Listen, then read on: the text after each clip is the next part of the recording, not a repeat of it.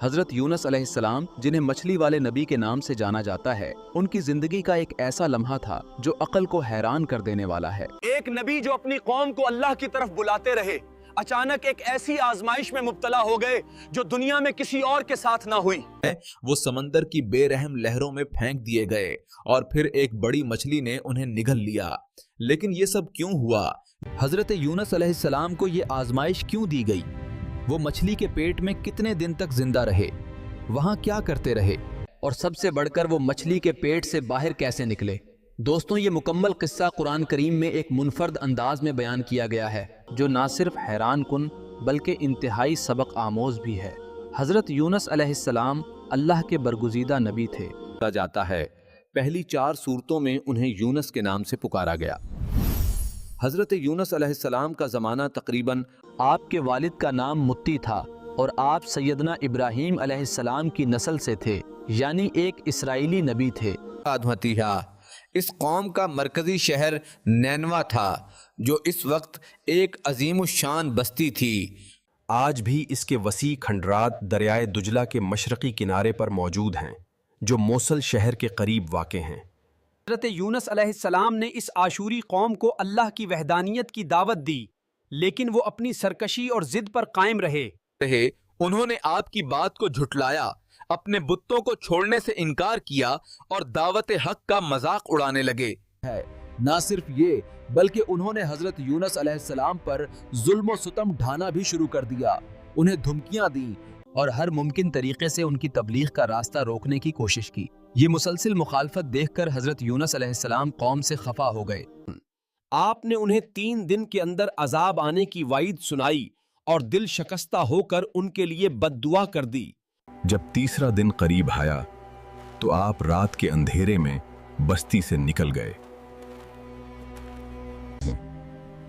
لیکن اس وقت آپ کو معلوم نہ تھا کہ قوم کی قسمت میں کیا لکھا جا چکا ہے۔ دن کے وقت جب عذاب کے آثار ظاہر ہونے لگے، آسمان پر سیاہ بادل چھا گئے، زوردار آندھیاں چلنے لگیں۔ وہ گھبرا کر حضرت یونس علیہ السلام کو تلاش کرنے نکلے تاکہ ان سے معافی مانگ سکیں، مگر وہ بستی میں موجود نہ تھے۔ یہاں ایک اہم نقطہ یہ تھا کہ حضرت یونس علیہ السلام اللہ کے حکم کے بغیر بستی چھوڑ چکے تھے۔ نبیوں کے لیے اللہ کا حکم ہی سب کچھ ہوتا ہے اور انہیں ہر قدم اسی کے اذن کے مطابق اٹھانا ہوتا ہے۔ یہی وہ لمحہ تھا جہاں سے ان کے لیے ایک بڑی آزمائش کا آغاز ہونے والا تھا۔ جب حضرت یونس علیہ السلام کی قوم نے عذاب کی ابتدائی نشانیاں دیکھیں تو ان کے دلوں میں خوف پیدا ہوا۔ اللہ کی رحمت کا اصول یہی ہے کہ وہ اپنی مخلوق پر بلا وجہ عذاب نازل نہیں کرتا، بلکہ جب کوئی قوم سرکشی میں حد سے گزر جاتی ہے اور ہر نصیحت کو رد کر دیتی ہے تب عذاب نازل کیا جاتا ہے۔ لیکن نینوا کے لوگوں نے عذاب نازل ہونے سے پہلے ہی سچی توبہ کر لی اور اللہ نے ان کی توبہ قبول فرما کر انہیں معاف کر دیا۔ ادھر حضرت یونس علیہ السلام جو اپنی قوم کی ہٹ دھرمی اور سرکشی سے دل برداشتہ ہو کر نینوا سے نکل چکے تھے، فرات کے کنارے جا پہنچے ہیں۔ وہاں انہوں نے ایک مسافروں سے بھری کشتی دیکھی جو روانگی کے لیے تیار تھی۔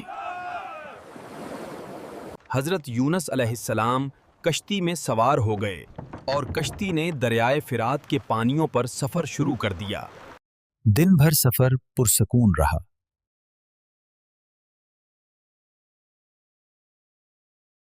اونچی اونچی لہریں اٹھنے لگیں اور کشتی ڈگمگانے لگی۔ ملاحوں نے کشتی کو سنبھالنے کی ہر ممکن کوشش کی۔ مسافروں نے اپنا سامان سمندر میں پھینک دیا تاکہ وزن کم ہو، مگر طوفان کی شدت کم نہ ہوئی اور کشتی مسلسل ڈوبنے کے قریب ہوتی جا رہی تھی۔ اہل کشتی کا عقیدہ تھا کہ جب کشتی اس طرح طوفان میں پھنس جائے تو اس کا مطلب ہوتا ہے اس میں کوئی ایسا شخص سوار ہے جو اپنے آقا سے بھاگا ہوا ہے۔ یہ سن کر حضرت یونس علیہ السلام کو فوراً احساس ہوا کہ یہ سب کچھ اللہ کی طرف سے ایک آزمائش ہے۔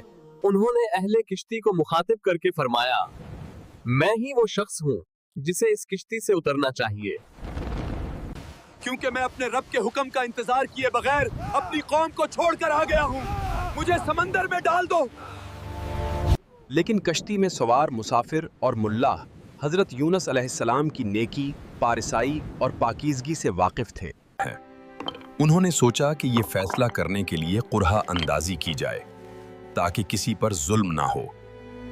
چنانچہ کشتی میں موجود لوگوں کے ناموں کی قرعہ اندازی کی گئی اور حیرت انگیز طور پر قرعہ حضرت یونس علیہ السلام کے نام نکلا۔ انہوں نے دوبارہ قرعہ اندازی کی لیکن پھر قرعہ انہی کے نام نکلا۔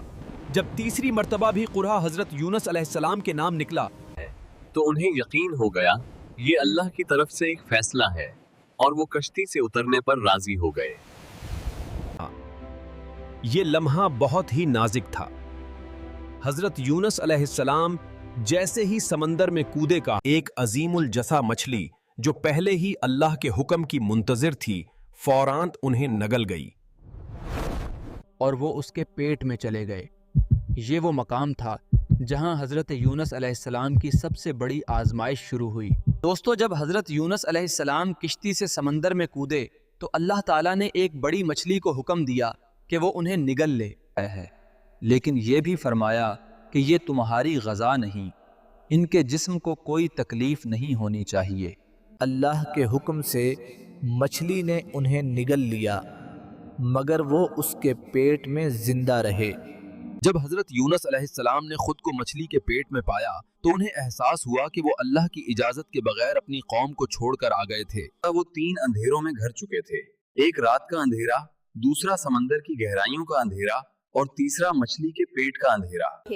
ان گھپ اندھیروں میں حضرت یونس علیہ السلام نے اللہ کو پکارا اور ایک ایسی دعا مانگی جو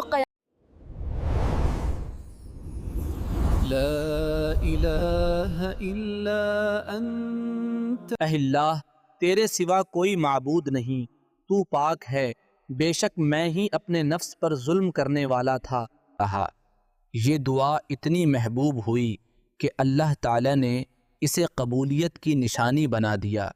ابن حاتم کی روایت میں آتا ہے کہ جب حضرت یونس علیہ السلام نے یہ دعا کی تو ان کی آواز آسمانوں تک جا پہنچی۔ فرشتے حیرت میں پڑ گئے اور کہنے لگے یہ آواز بہت دور دراز جگہ سے آ رہی ہے مگر ہمیں یہ مانوس سی لگ رہی ہے۔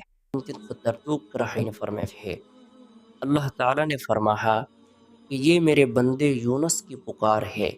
فرشتے عرض کرنے لگے کہ اے پروردگار، یہی وہ یونس ہے جو تیری عبادت میں ہمیشہ لگا رہتا تھا، جس کی نیکیاں روزانہ تیری بارگاہ میں قبول ہوتی تھیں۔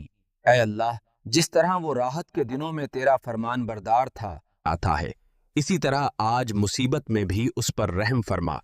اللہ تعالیٰ نے اپنے بندے کی دعا کو قبول فرمایا لگا ہے۔ لیکن سوال یہ پیدا ہوتا ہے